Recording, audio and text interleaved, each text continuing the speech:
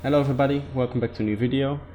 Today we're going to be covering bass grooves and bass sequencing for more complex progressive style bass lines in Psytrance.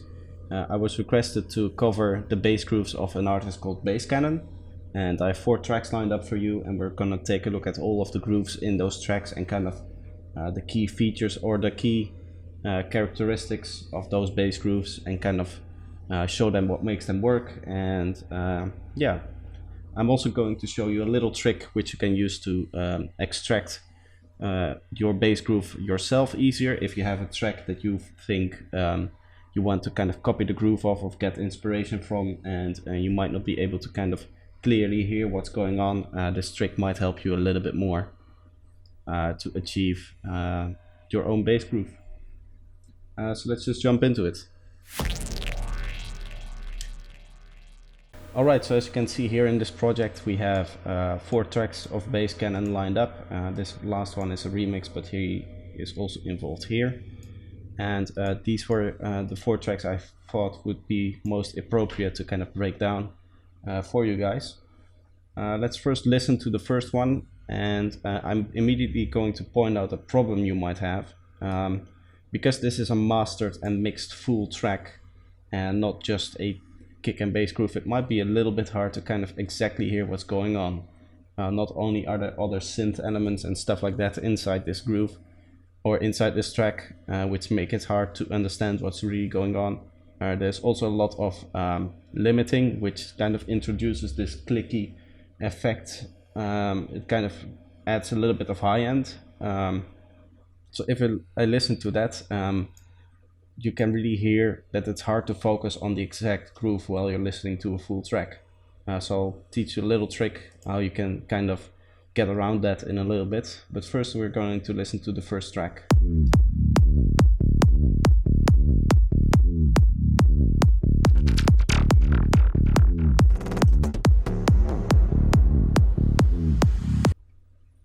So that's the first track we're working with. Now notice what happens when I put on a low pass filter and make the track mono. And what will happen is that most of the high-end distortion you would get from the limiting, which we heard at the start here, especially on the kick, is gonna go away. So you have a much clearer idea of what the kick is doing. And also most of the energy from all those other elements later on in the track is not going to interfere with the actual groove. So now it's kind of easier to listen for that groove.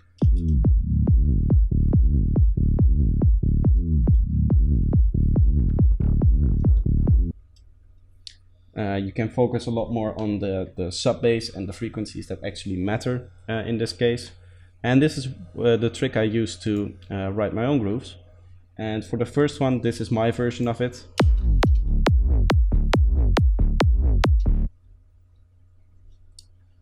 So yeah, that's it. I want to go over some of the key elements in this groove and what makes it work. If you zoom in, you can see that this groove is 2 bars long, so 8 beats. As you can see, there are 8 kick drums here, making it 8 beats. And you can see that the first 2 beats are kind of spent with these long notes here. And what this does, it establishes almost like a time anchor, where anytime those 2 notes play, you know that you are at the start of the groove, which takes you 8 bars. So no matter where you play it from, let's say I loop this and I start playing from here. It's really easy to recognize once we get here and start playing this part, that it's the start of the next part of the groove, of the next part of the drop. You can really try that by, for example, taking one of these tracks or any other track that has like a similar bass line and closing your eyes or turning off your screen while you're listening to it, and trying to identify where you think the next part of the groove is gonna start. So the next repetition, either repetition or maybe when it's a little bit more evolving, the next segment of the groove starts, and you will often hear that it's kind of announced with these long notes.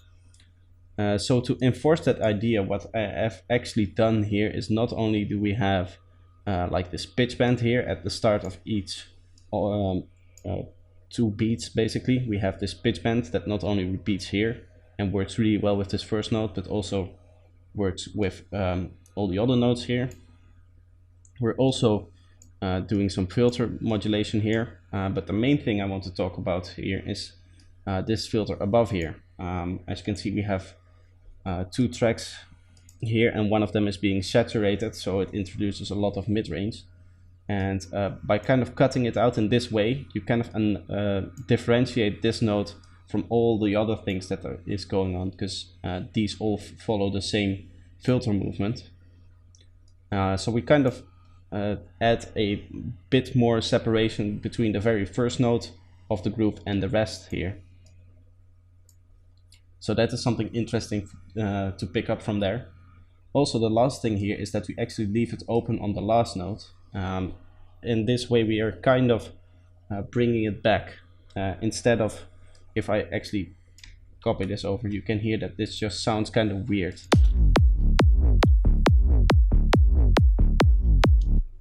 It kind of doesn't really resolve. It kind of just comes in, and with the thing open, you can hear that it flows a lot smoother into the second part. So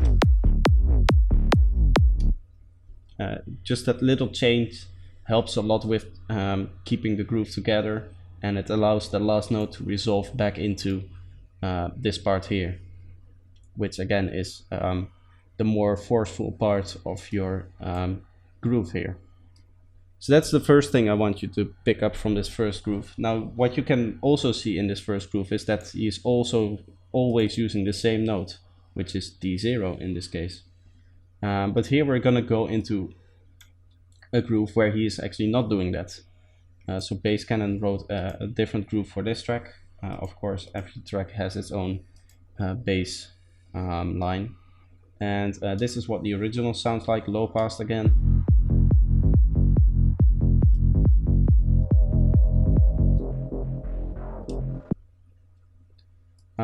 So there are a few things to take away from this. Again, that we have this main note and these 2 second notes kind of announcing the start of each beat. In this case, a groove is only a beat long and it repeats 3 times. And then we have this kind of fill here. Now, this fill works really well with the rest of the beat. And the reason for that is if we take the rhythm of this part here, which is the second part of our main groove here, and we duplicate it on top of there, and I'm gonna put it an octave up so you can see well, you can actually see that the notes have the same rhythm here. So we're basically already introduced to the start of the rhythm of this fill, but in a different context. So that makes the groove work really well here. If I play my own, you can see that this sounds really cool.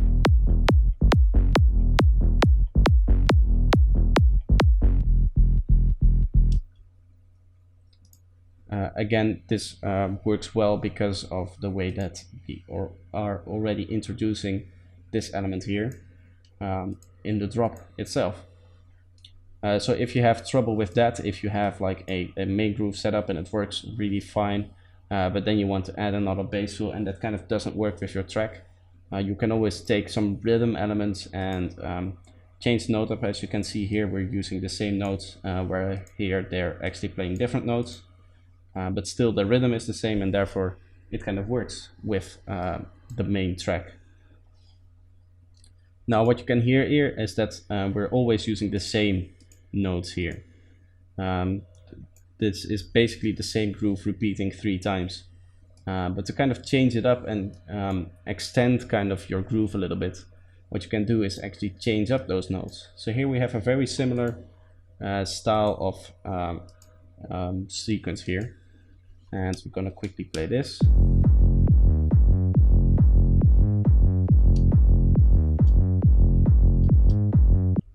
Just can hear a nice sequence again. And I'm quickly gonna show you my version of it.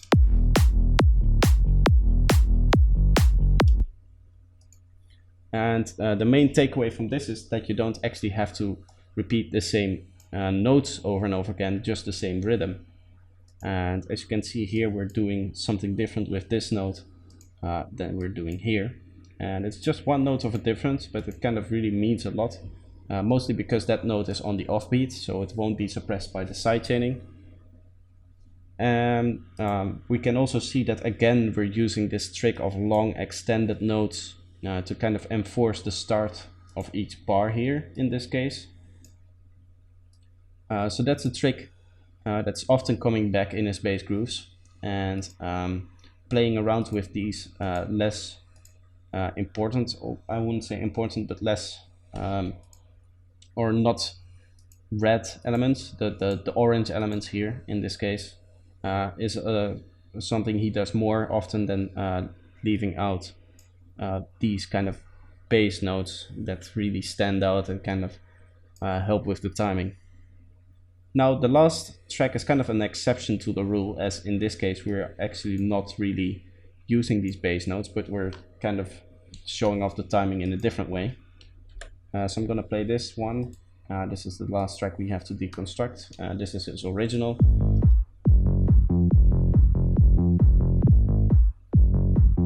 It's a little bit of a timing glitch, but you can kind of get the idea for that.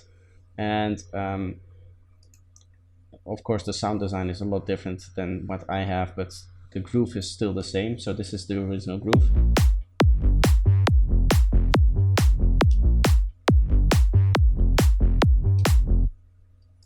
So as you can see, instead of using this long notes to kind of give an anchor point for your timing, we're using kind of two different tricks here.